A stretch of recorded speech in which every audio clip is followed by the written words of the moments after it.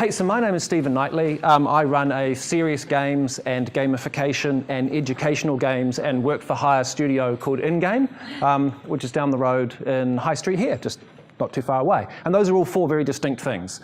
Who here has ever made a serious game or educational game or simulation?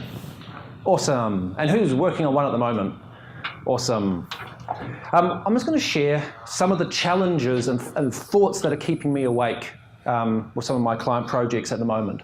So if you are in this room, I'm assuming you are already familiar with the concept and benefit of serious games. You already know that throughout the ages, humans have used play and experiential learning to teach and learn, both in social settings and work settings and in the classroom and out of the classroom. I'm going to assume you know this already. I'm also going to assume that you've thought a little bit about games and you know that we're not just doing educational games or serious games because they're cool and sexy and kids these days will flock to it, because that doesn't happen. They're flocking to Minecraft and Angry Birds and PlayerUnknown Battlegrounds instead. So the thinking in the industry about serious games has moved beyond chocolate-coated broccoli. How do we take something boring that's good for you and make it sexy temporarily? We know that has a short-term effect or not as memorable. Having said that, there actually are a bunch of exceptions where chocolate-coated broccoli works quite nicely, actually. There's actually some evidence to suggest it works sometimes. But it's not getting serious about serious games. That's just a nice side effect. Anyone can do that. Anyone can make a game and just include in the content 3 pieces of educational messaging or 4 pieces of content on the topic that you want to create. Making educational games and including educational content inside a game is easy and straightforward. We're not going to talk about that today. Instead, we should use games because they are potentially more pedagogically effective, better learning machines, they're more engaging, and more action-orientated. So serious games often have a social purpose to them. Let's do something about New Zealand's worst suicide rates in the OECD for teenagers. And we use experiential learning often as our model to achieve that. So what do I mean by getting serious about serious games? I mean the hard business questions. When a client comes to me and wants to commission something, or if a government department or National Science Fund is evaluating a project, can I prove that the learner actually learned something? Can we prove that it actually led to a behaviour change? Can we prove that it has an impact on the real world issue? Because these are the promises we as an industry, the serious games industry, are making. Can we actually cash out the checks we are writing? Can we deliver on our promises? And then as a game designer, because we're at a game design conference, right? Is it actually a good game?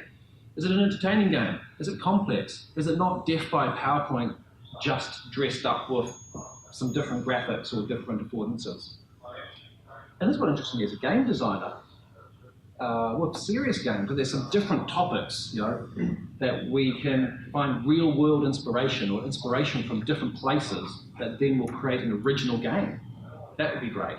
So some of the serious games I think about are things like Fold It, which is about protein folding, and it made a great game that shortlisted some HIV vaccines out of playing the game.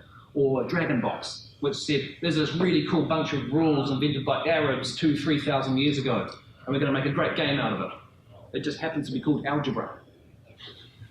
And the rules of the game are the rules of algebra. So that was an interesting inspiration for a serious game. So here's a serious game that we did. A year or two ago, it's an educational game called Farm Rules, and we developed it for WorkSafe New Zealand and Dairy New Zealand. And it's available on their rosiesworld.co.nz schools website. And it features Rosie, the cow ambassador. And it was for the learning objectives on the right-hand side there. It was for New Zealand kids and those who visit farms. And it taught them about farm safety. Can you identify a hazard, like an electric fence, or slips and trips, or poisons? Can you understand the consequences? And can you then apply the best practice? So the game loop is something like encounter a hazard, get killed, die, start again, come along, this time, don't die.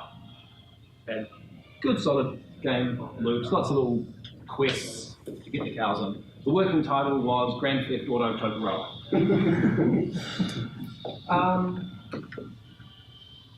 The content is all based on research. This is ACC's statistics on injuries in New Zealand farms, and we categorised them and we figured out what the hazard was, what the cost of it was. We also managed the client expectations by letting them know how important it was or not, and whether it would cost extra money programming-wise, because it was a complicated feature, so manage the client. We know that it was played in the first 6 months 30,000 times for 13 minutes, 50 minutes on average that kids played it. They played it both in the classroom after lunch as a reward often, and they certainly played it for homework after school, and it was split third web, third Android, third iOS. So that's great. Google Analytics tells us all that, and we also measured all the key things, how many levels completed and the like. So that's standard analytics, nothing sexy there.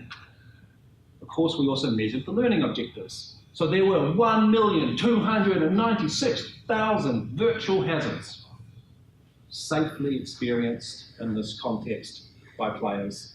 They could experience the consequences of hazards for themselves and practice those behaviours. So many of us would have heard of the concepts of being able to fail safely and experiment in serious games environments. So we achieved that. And we can break it down by that previous table and report how many children were poisoned because they didn't use gloves when handling poisons. So that's nicely effective, client happy, work safe happy, schools happy, kids even like it. 50-minute playtime ain't bad for a game about safety. But did the kids know this stuff already? Did they know not to fall down holes already? Did they know not to trip on things already? Especially if they're a rural kid, right? They've already been told not to stand behind a cow or you'll get kicked. And did they learn by trial and error? Because even in the game setup, there's still really just two paths: pick up chemicals or get gloves and then pick up chemicals. So even if you just got game literacy, but not farm safety literacy, you're going to figure out how to win the game anyway. So I can report that 50% of players got to level 4 and therefore they learned how to deal with these 4 or 5 best practices. But is it just because they know how to play games?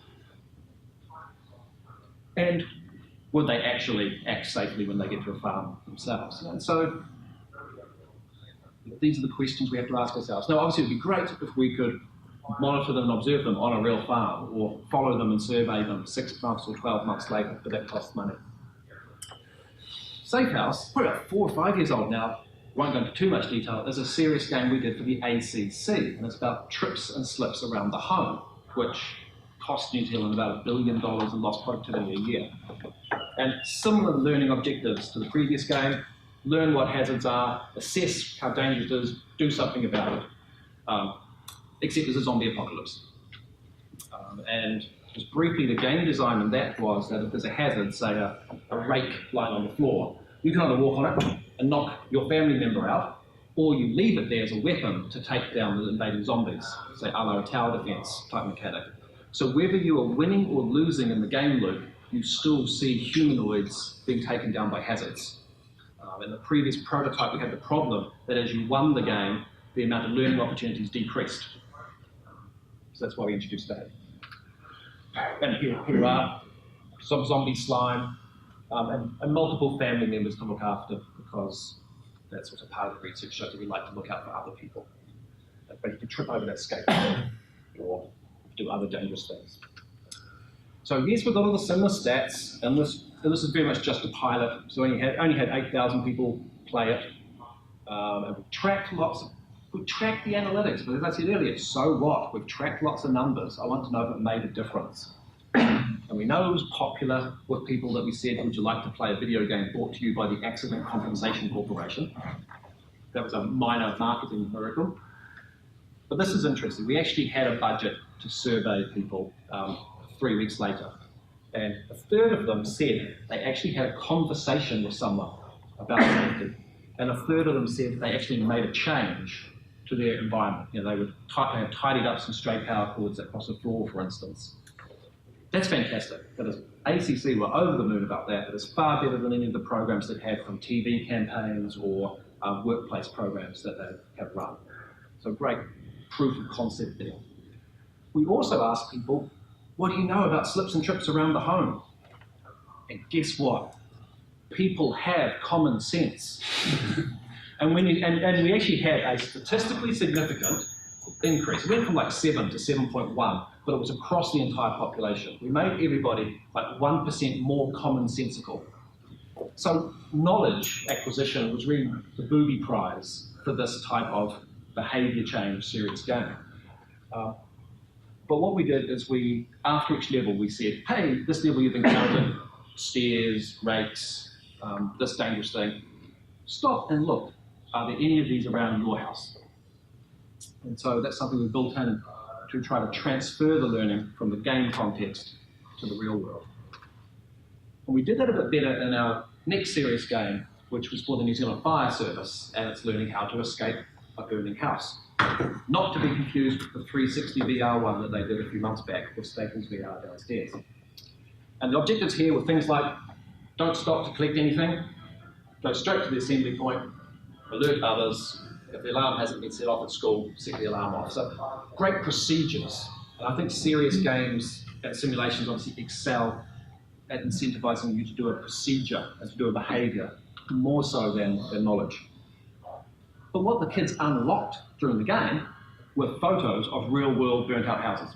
And when we did user testing with the Scout group, this was the moment when the kids turned to each other and kind of went, I get it. The quote was, shit got real. And so powerfully telling the story that this stuff applies outside of the game context is something that we have adopted as one of our design principles now. Countdown to impact is fake news in space. We did a prototype 2 years ago, and we're currently expanding it. And it's working with Professor Stuart McNaughton, and he is the Prime Minister's Chief Education Science Advisor. And you ask him any question about pedagogy or teaching in the classroom, and he cites 3 references and gives you a literature review on the spot. He's fantastic to work with.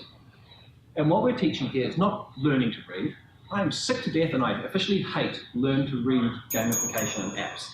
It's not a problem that I think that this sector necessarily has to solve, apart from incentivizing people gamification-wise. Kids know how to read.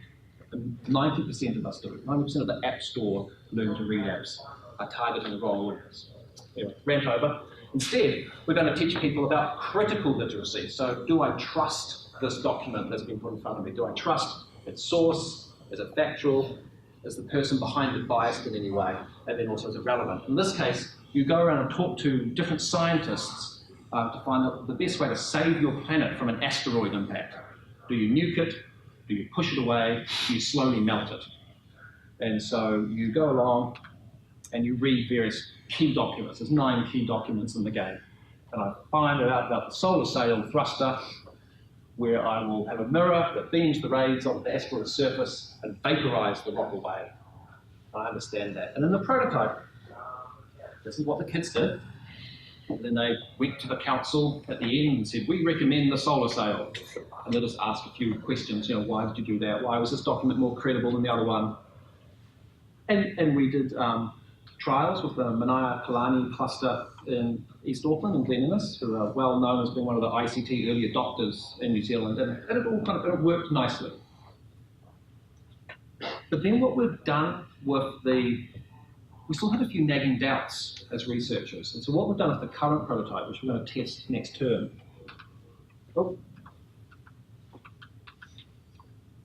Is address this question.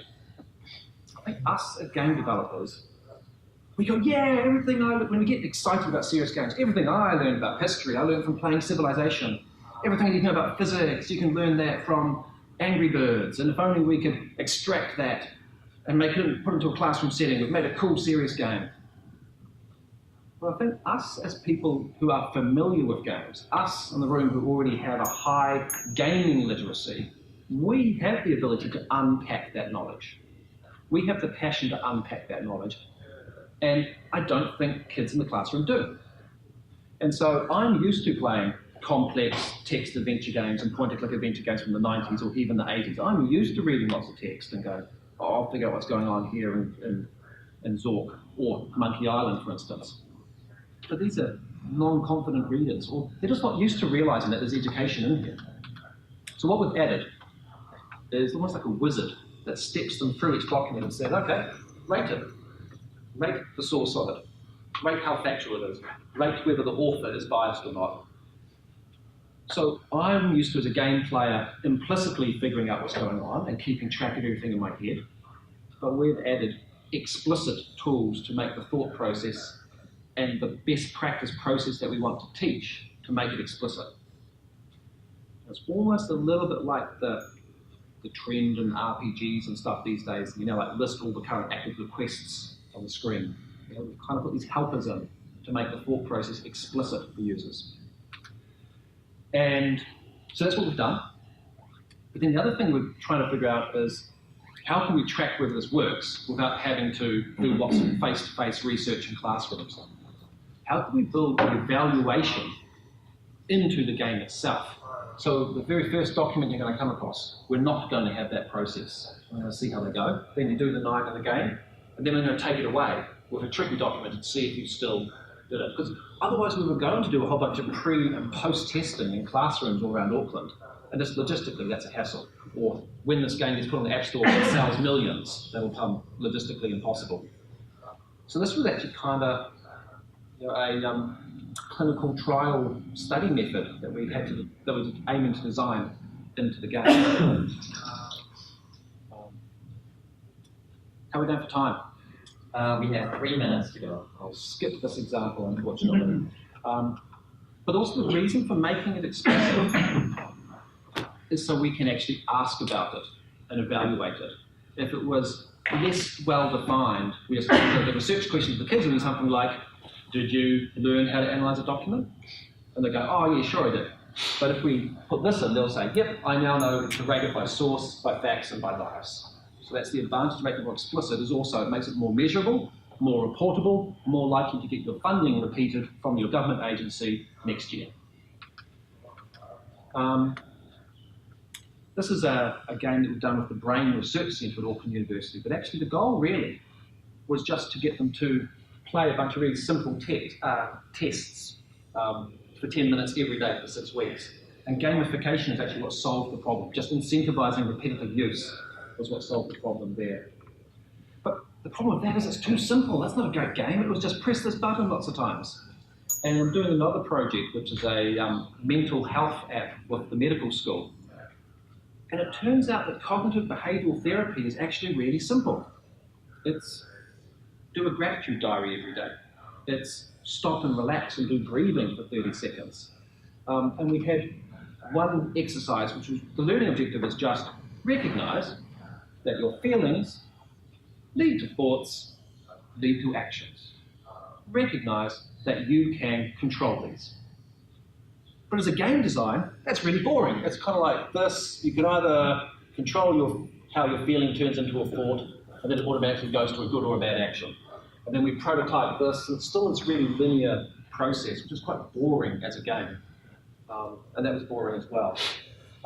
So we had to throw away the learning objective we were given and say to and partner with the researchers to say, well, what's really going on here? What are we really trying to teach?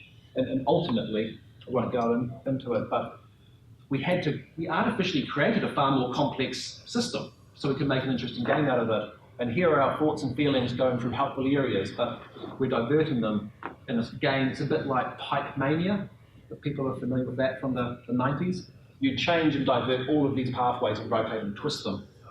And what was great is when we tested it with focus groups of high school students, they said, oh, this game's about managing the pathways that your thoughts and feelings take in your brain.